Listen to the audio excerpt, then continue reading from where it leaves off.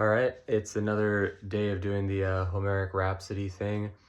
Once again, the idea here is not to necessarily retell the exact contents of what we know as the Iliad word for word, which would be pointless anyway because it wasn't even originally in English.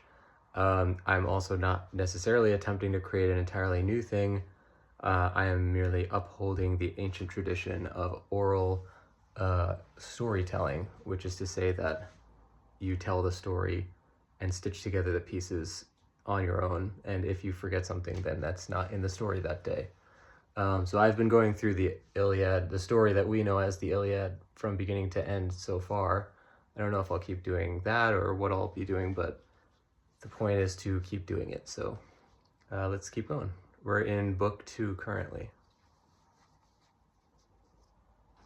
Also, the mask is in order to, number one, concentrate on the story, but also to,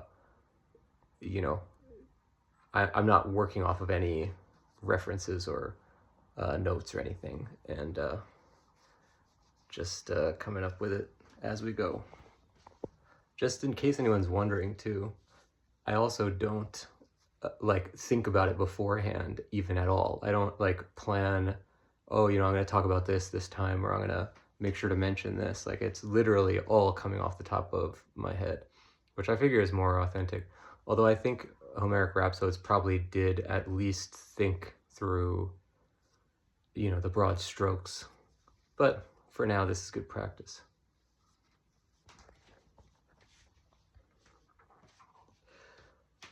Sing, O Muse, of that doomed assembly, yet another doomed assembly in the same spot where the Lord Marshal Agamemnon had spoken with Achilles to such ill effect. This time, on this day, he had received an evil dream from the great Lord Zeus, telling him that if he were to assemble the troops, on this very day he would take Troy. And so he gathered the hosts who all consented, and now he is to speak to the common throng, giving them the ancient test to see if their hearts really be in this war, by turning and making it seem as if he were to leave the front of Troy. So the great Lord Agamemnon spoke in front of all the gathered men, thousands, tens of thousands. Most could not even hear what he said from where they stood, yet criers and heralds had stood at intervals to repeat the message all the way down the line. You would have thought that it was a great earthquake as the men moved in toward this one spot, the entire land covered with men and helmets and shields and all the equipment of war.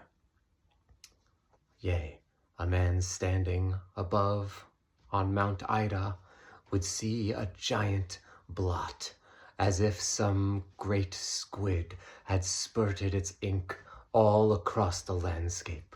Such was this gathering of Achaean throng.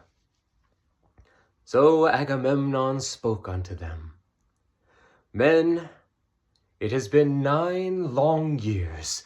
We have been waiting, and we have been fighting and raiding, and yet no closer are we today than the day when we landed first on these shores, and that great Captain Protesilaus was struck down in front of our eyes.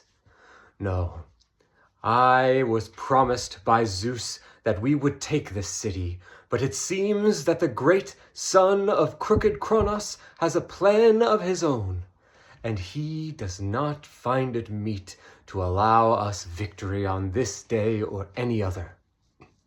Yea, before the troops are to be withered and die of plague or starvation or some other catastrophe, we should gather up the troops, gather our supplies, and get back to our fertile homelands before some other evil befall us. Take to the hawsers, throw them loose, get to the ships, and take all the supplies you can with you. We are shoving off for home." At this, before any of the captains could intervene, yea, before Agamemnon could say a word more, all the men broke out in a scream and a chant and a cry of happiness. They all were greatly looking forward to getting back to their wives and to their homelands, and they were not to wait another moment. A great stampede occurred. All the men were scattering this way and that, looking to take up all they can before they got onto the water. Yea, would have gotten onto the water without taking anything, if they could. But no wise was any of the troops to heed Agamemnon's implied message. All were ready to make for home. The great Lord Zeus, who views the wide world, looked on this with laughter. "What is happening?" he said to his Trito-born Athena. "What is happening down there? It seems that the Achaeans are making for home. What is this, Athena? What is this, ox-eyed queen, my dearest lady? Is it not you two who are the biggest champions of these Danaans? Will you not do something to stop them? Or do you choose to allow them to end the war now, which will, of course, cause a lot of strife to be cancelled, and would be aligned with my wishes, though I do not expect that Hera would allow such a thing. Any time she has an opportunity to thwart my wishes, she does." Therefore, Hera whispered something to Athena, and Athena shot down like a meteor in the sky, with smoke trailing behind and crashing down to earth, but without a sound, without any sort of quake. She landed among the Argives, next to her favored human man, Odysseus, and she spoke to him. "O son of Laertes, have I not always favored you? Why is it that you show me such disrespect now? Will you not gather your men? Will you not bring some control unto the army and the host? This is a disaster. All the men are making for home." Thus the great counselor Odysseus, sacker of cities, spoke. "Goddess, I will do as you say. I will do this as fast as I can. Please imbue me with some sort of a ability to make myself heard among the men, for this clamor, this din, is too loud for any to be heard of over it."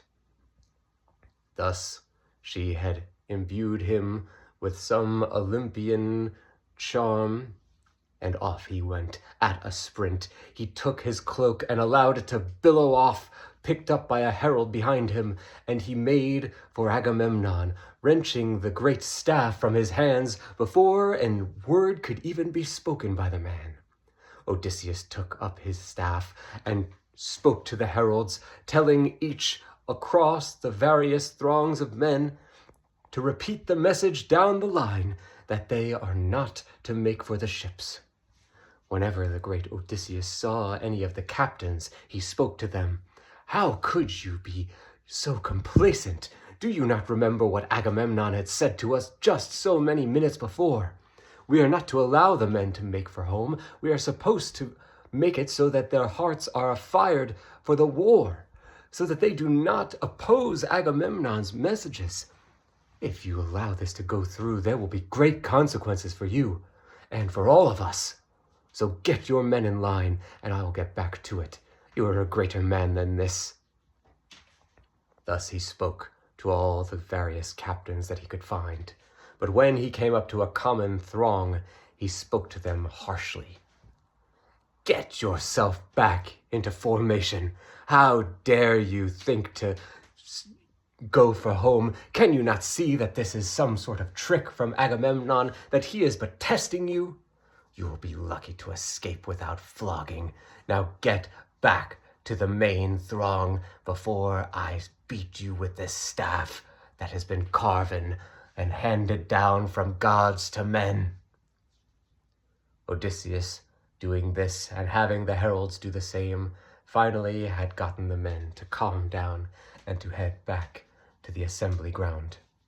And so, with great sweat and toil, among all the heralds, and with others recruited as de facto heralds between, Antilochus and other fast runners, this was accomplished, and the men had calmed and gathered in the meeting place once again to hear what was to be done.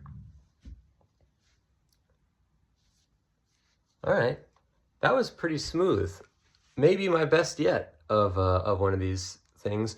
One of the stranger kind of episodes from the Iliad in the story, and I like some of the kind of like plot devices that I've added over the last, however many days I've been telling this part of the story. I think some of these are pretty good. I don't remember if Zeus laughs about the Achaeans, going away, goading Hera and Athena in this part. He certainly does it in other parts, but I like it being here too. I like that just being a general plot device for him to continuously do to them. Kind of adds to their dynamic. I really liked I kind of created some Homeric similes and comparison moments at the beginning, which was kind of cool. I don't remember what it was in the regular Iliad when all the guys assemble for this giant host, but it's like 50,000 guys on the beach, and logistically you wouldn't be able to speak to that many people without a intercom or something. So the idea of all the heralds down the line repeating the message and talking about the weight of all of them walking down the beach. There is a part where that happens in the Iliad anyway. I can't remember which part it is, but I thought it worked really well here. And it also kind of like gives gravity to this is the first time that you're seeing the entire army assembled, as opposed to previous where it was just captains assembled. So I think it's kind of a good moment to give you an idea of what's really, how big the army really is. I also, a lot of parts was able to do it relatively fast. I'm not able to really give it as much of like a, the audiobook narrator in me obviously wants to be able to do this better as a performance, but currently I'm just mostly focusing on being able to do it fluidly at all. So the characters don't really have that many distinguished voices or personalities, like voice-wise or performance-wise, and a lot of the kind of diction is not really what they're not the choices I would be making if I was narrating this as an audiobook. But it's interesting because I kind of fall into it's obviously not dactylic hexameter, but it's some kind of a rhythm of the length of they're not verses, but whatever these sections of, maybe there are verses, I don't know, like non-rhyming verses that I'm doing they kind of fall into a general length as I go. It must be something about the limits of how much I can just kind of like remember at a clip, and then when I need to start thinking again, which is, that's what Milman Parry kind of famously posited, is that a lot of the Homeric epithets and descriptors and stuff that come back around and around, the gray-eyed Athena and the whatever swift runner Achilles, is because it gives him a chance to, not only because it fits into the necessary like slotting of the very specific verse numbers that they needed, but also it kind of gives you a chance to think of the next thing you're going to say. And doing it myself, I've definitely noticed that is useful, and it has to be done at some point. So there's kind of like natural, it seems like, points where I end up doing it. Well, this has been a more reflective one of these videos than usual. I don't usually think this much about it, but it is interesting to break down what I have just done to see what I liked and disliked about it. I think overall that was probably the best one I've done yet. So I'm interested to see how much farther I can go. Again, looming large above this whole thing is very soon the catalog of ships, which I don't know how I'm gonna do it, because I definitely don't remember all of the contingents, and above that I definitely also don't remember the landscape and descriptors of each one. But you know, we'll see how it goes. All right, well, another day. Again, I'm not anywhere near the quality level that that would be considered good or anything, but the important part is to do it every day and not stop doing it. So that's what I'm doing. All right.